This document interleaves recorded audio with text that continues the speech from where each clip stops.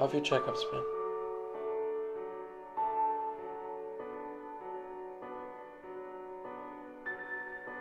Fine. What have they said?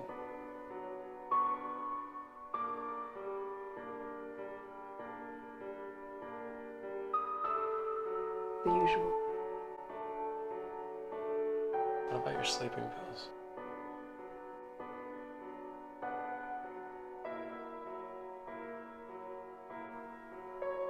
Fine.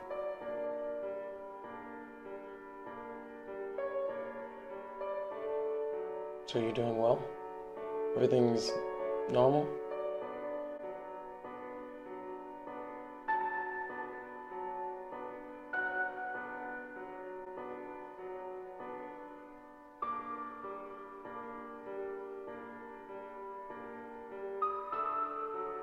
According to them. Hey guys, it's your girl Sasha Nycole and welcome to SashaNycole.com. We are here with a very familiar face and her crew. If you guys have seen me ripping and riding through these events, you've definitely seen my girl Asha by my side. But we are here to introduce her new project, a series called 2 Aparts. And we're also here with her crew to get some behind the scenes and to see all the juicy little details that happened to put this project together. So welcome everyone. Thanks so much for sitting down with me. Why don't we just go down the line and just introduce everyone? Hi, I'm Asha Etchison, and I play Tegan in 2 Aparts. I'm also the creator of the series and the director. My name is Brielle Stewart. I am the production assistant for the series as well as the stylist. I'm Janae Abernathy. I'm the boom operator. That's it. The master of Osprey. There we go. We gonna get into that. Oh wait, I forgot mine. I'm the wardrobe wizard. Yes. There you go. Oh, the Wizard of Swag. I'm the wizard of swag. Ah, I like Boom, that. there it is. And I'm Rayvon Southerland. I'm the cinematographer. So you wasn't gonna put yours in? Right. I don't know his. I don't know. Because you won't be in the meetings. Ooh. First of all, I just have to say that I just love the chemistry between you guys. It's been like offset and onset. Like, how did you guys all come together to work on this project? Brielle and Jenaya are actually my best friends from childhood, and Ray and I actually met a few years ago on set. We were acting together, and Ray has become a really great close friend. So. Awesome. So did you guys have any previous production experience coming into this, or where did you guys sort of... Absolutely none. No. I mean, I did stage one in 6th grade once, but that was about it. Oh my God. So you going from stylist to now production assistant and wardrobe stylist on the set. What was that transition like for you, Brielle? There were parts of it that were similar, but also were like foreign to me. But what was great for me was that I just jumped in. Like whatever needed to be done, however I could contribute, I just was like, you know what? Let's just do this. I'm not really sure how to do this, but if you show me one time, we gonna do this. Right. So, you know, coming from a styling background, I knew that I could style wardrobe, style other people, but it kind of just gave me a boost of confidence to what I already know how to do in that area. But when it came to assisting, you know, I do love to help people. I do love to keep people organized and all that. I love list making and all that good stuff. So it was just natural for me to just use what I already have to be helpful. Awesome. And Janae, I know you have a completely different background. Like, you're a basketball star out here. How did you get into doing the boom? And sound is also very important. I think we love that. How did you get into being the boom operator? That's what Asha needed me to do. And we went on YouTube. She had brought the recorder, went on YouTube. We learned together how it works. You know, connected the thing together, hold it, make sure keep it moving. Like, that's it. Like, I had to do whatever she needed me to do, whatever needs to be done. The power of the YouTube universe. Oh, yeah. I know that all will.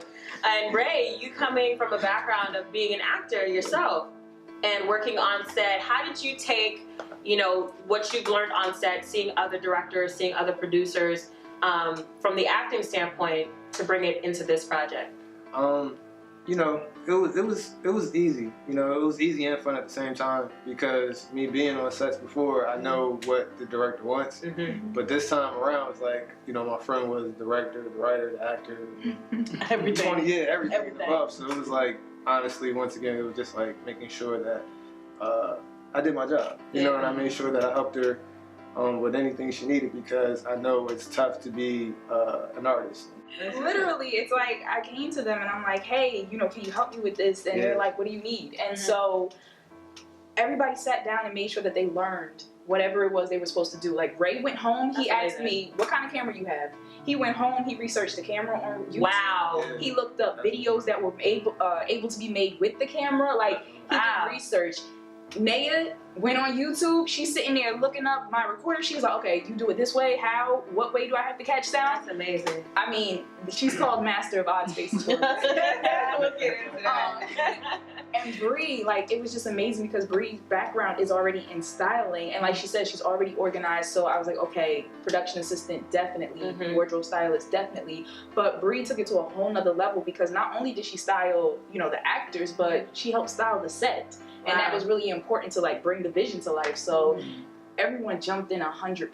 What I thought was really interesting, Asha, you spoke about you sort of transitioning from you being in front of the camera to actually wanting to put forth this project. And it's been sitting, you know, marinating in the works for some time. What was that period of time like for you when you were like, okay, I need to step out and I need to do this project right now?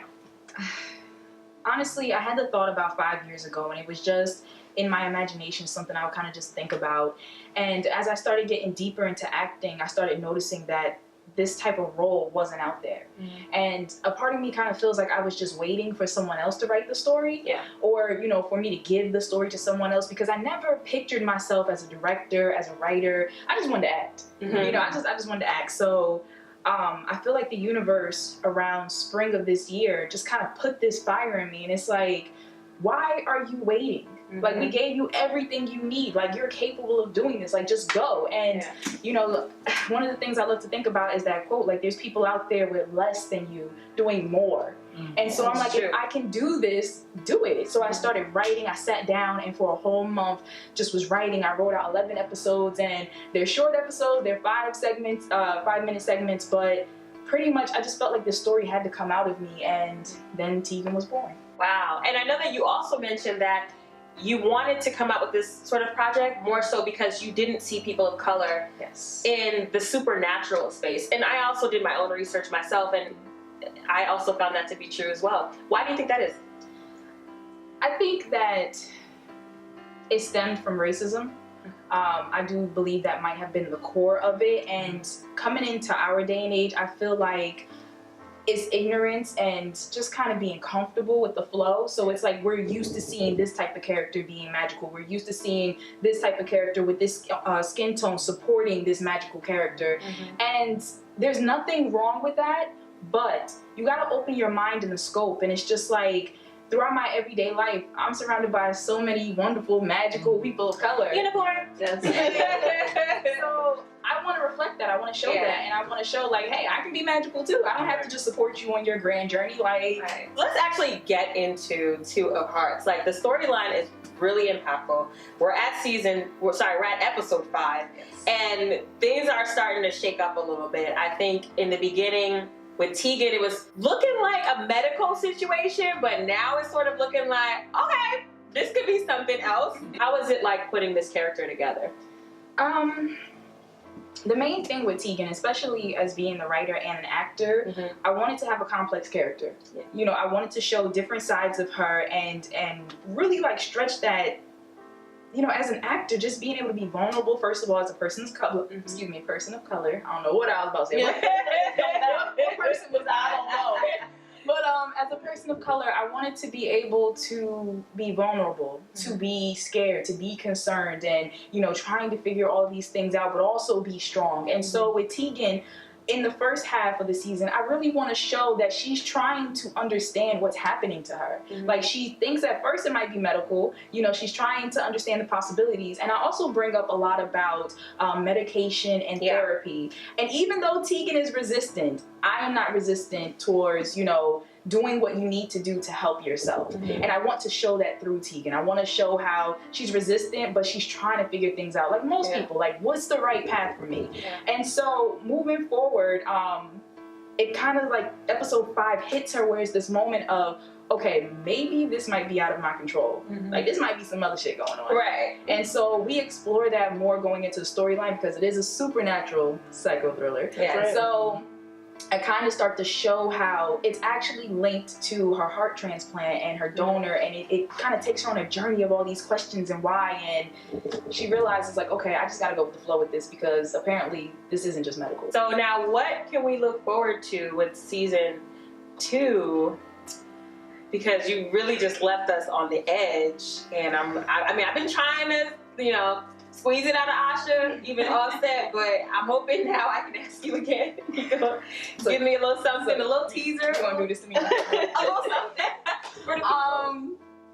Just get ready, cause shit about to get wild. So in the first season, I wanted to introduce you to Tegan's world and show you where she's comfortable, because in the second season and moving forward, it ain't none of that. You know, I'm taking you on a journey. I'm taking her out of her comfort zone, and we really need to explore the whole reasoning behind why this is happening to her. So season 2, I'm delving more into the characters that are being introduced at the end of season 1. So keep an eye out. And really just showing how these storylines come together, how it affects the people, like why were these people chosen for this journey. Do you guys see this, you know, going long term? Like, I know, Janae, you do basketball, but do you see yourself taking on more production roles? Like, possibly. When it comes to her. I don't think. Only I don't think it's outside. I don't think I'll be interested in it, depending on. But anything You never know. You never like loving basketball too. Right? Maybe. But for now, like, anything Asha need me to do, she can call my phone up. I'm with it. And how many seasons are you anticipating altogether?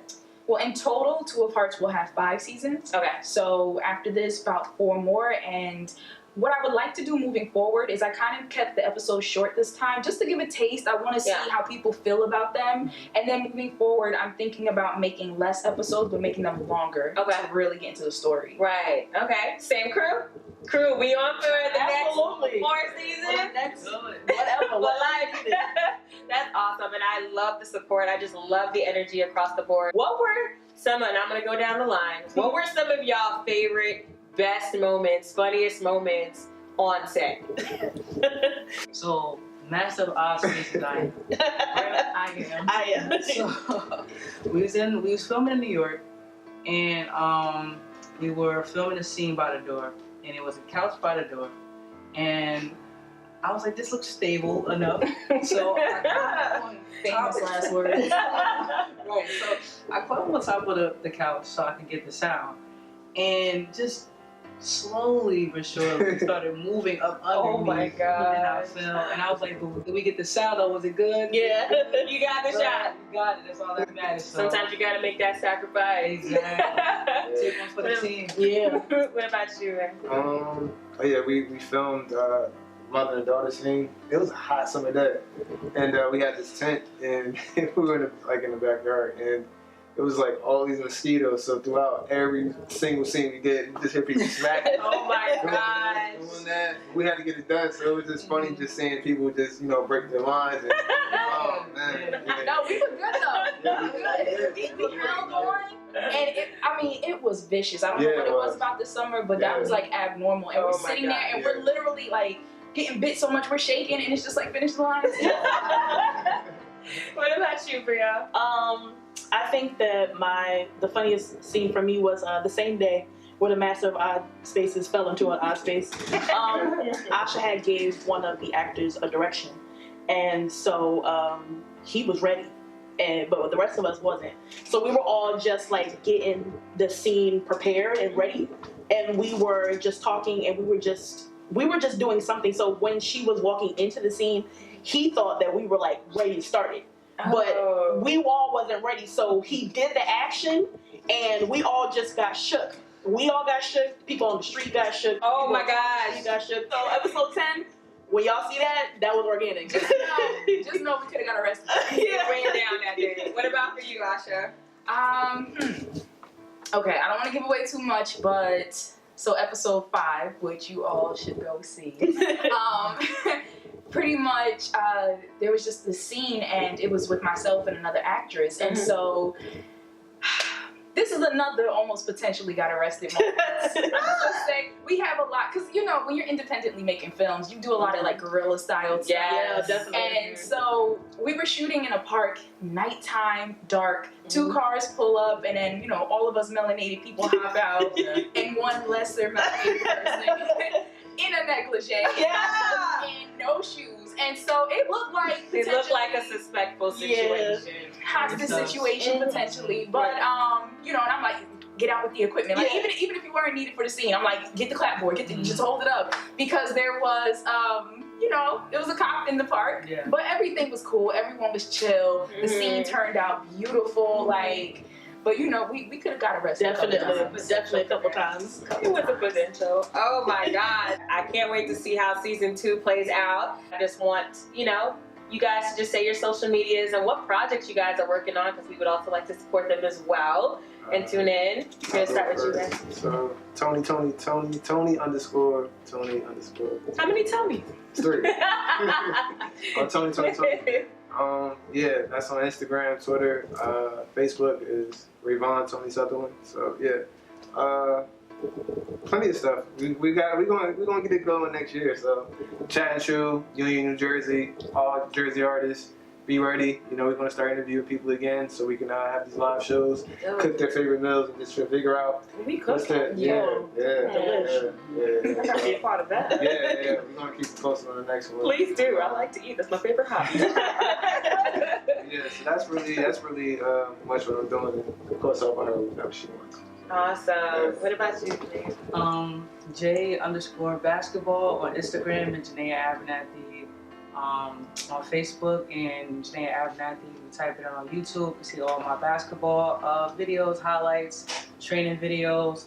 Also, I have my logo, Consistency is a Lifestyle, CIL. There we talk about emotional, spiritual, mental, and physical health. I'm here to, you know, help coach people into becoming healthier within all aspects of life, and not just with just physical. Also, I'm a professional basketball player working on getting picked up. That's right. Playing overseas. Fingers crossed I get to Spain. That's why I really want to play. And anything that you need to cook that's vegan, I got Listen, with this food, like, I'm loving this. I definitely need to hit you up about that. What about you, Brio? So you can find me on Instagram, Pinterest, and Facebook at @NoModestPlus. So I am a fashion, plus size fashion beauty blogger, and also a stylist. So there you're gonna find styling how-to videos, hauls, anything that's fashion you're gonna find on there. So if you want to be inspired or if you want to be styled by me, you can check me out over there. Awesome. Okay, so on Instagram you can find me at Asha Etch, ASHAETCH. You'll be able to find the TOH series page as well, or you can look it up yourself, TOH series. And I have all of their handles on there. You can find the actors as well. And right now, I'm just focused on Two of Hearts. You know, I love it. I mean, I'm still acting, still modeling, doing things, but right now, this is my baby. I'm just trying to see it grow up, trying to see it, you know, run off, go to college. Right. But yeah, that's it. Yeah, and I like also what you did with that. You also have a shop where you're selling merchandise, and the proceeds are going towards a great cause. Why don't you tell the people about how you took sort of this storyline and actually wanted to put it forward in real life? Yes. So Tegan's whole storyline begins with her heart transplant. And though I personally do not have any type of heart ailments, I wanted to not make light of this situation in life. And so the way that Tegan's going about it and everything, I wanted to take this storyline and kind of maybe get people curious to educate themselves, you know, learn more about heart health, mental health, all of that. And this is a wonderful opportunity to do it. So with the shop, not only if you purchase an item, we have hoodies, we got pillows, we got totes, cups, like, you know, everything. Whatever. If you don't want to wear us, you can use it. But all proceeds from it help us to fund season 2. In addition, there's certain items in the shop that are marked that 10% of the proceeds go straight to the American Heart Association, and that's really important to me. I love it. Well, thank you guys so much again for sitting down with me. And I can't wait to see how everything plays out. And I'm so proud of you to see where you came and how we started. And then now, like, you are birthing your own project. Like, it is so inspiring and it's so amazing. And I just hope that you continue doing it. And along with everyone else, I just hope that you guys continue doing your projects. Put them out there. Don't wait. Yeah. Just do it. That's right. That's right. This is Sasha Nycole, and we are tuning out. Peace. Peace.